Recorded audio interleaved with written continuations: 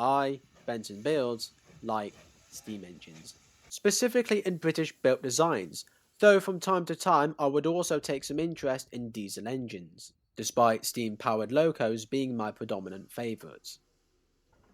As my oh Jesus, as my train-based content currently stands, I have 5 steam engine videos, one very loosely based steam engine video, and a model video of making a steam engine, with only one video of a diesel. I mean, there's also this video, but I don't think we should really talk about that one.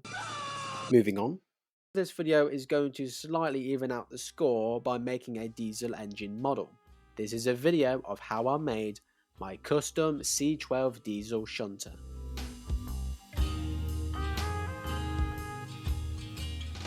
Okay then.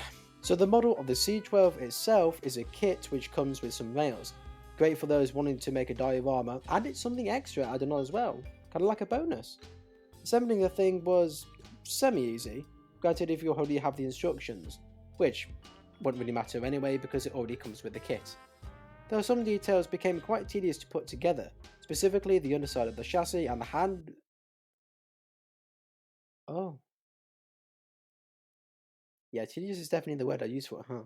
After most of the main parts were together, I came to realise that I actually didn't like the cab. There was something about that balcony flap on the back of it that just seemed off to me.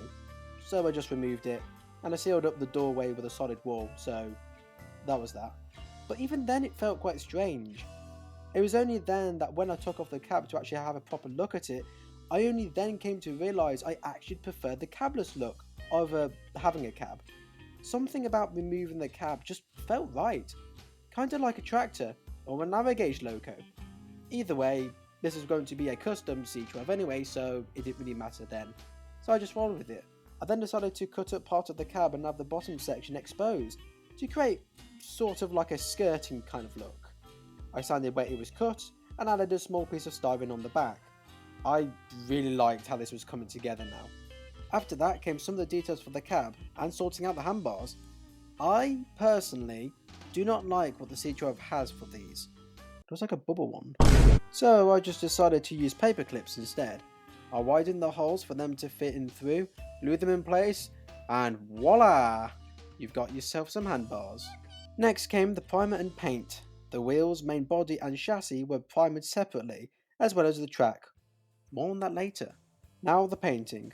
The painting was simple for the most part, starting with black, then green, then the hazard stripes. The stripes were probably the only part where you had to be more precise with, as you would use masking tape to get a smooth lining. Luckily mine turned out with very little issue, though I can just cover up any incidences with any weathering.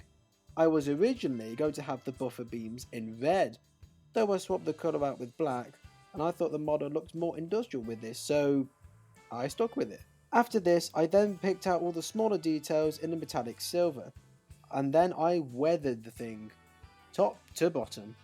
I weathered the chassis, the wheels with side rods, and the main body, with some even applied to the buffers. Then I gave the model a matte varnish, and the loco paint job was complete. Now for the track. The track diorama piece was constructed, primed, and painted in a similar way to how I painted the loco. After a coat of varnish came the ballast. The kit itself had the ballast moulded look for the track sections. The main problem with this was when the two parts were met together, the ballast was inconsistent. Because of this, I went for spreading the mini ballast around, rather than painting the moulded one. PVA glue was applied, followed by spreading the ballast around with a brush. Once the ballast was spread around, I dabbed a 50-50 mix of PVA glue and water around to seal in the ballast. When dried, I sprayed the whole thing in grey primer, heavier on the sides and lighter on the top. This gave the track a dusty look, and gave the ballast some age. The final thing to add was the engine's decals. As this was a custom, I wanted to change the number slightly. So instead of the number 236213-5, it became the first three numbers, 236. Then the model was varnished again, and was given head and tail lamps. The headlamp was originally glued to the top of the loco's front, though it made more sense for it to be at the bottom left, as the lamp code for this would indicate the engine moving empty mineral or non-mineral wagons around an industrial setting. With that, I was now able to call the whole model complete. I also gave some extra touches by adding some repainted figures and scattered some small miscellaneous items around to give it more to the set. And there you go, model complete.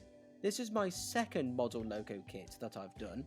The first one is still waiting for its diorama to be finished. Maybe I'll show that off in detail in the future. But anyways, that'll do it for me. Thank you guys very much for watching, and I'll see you later.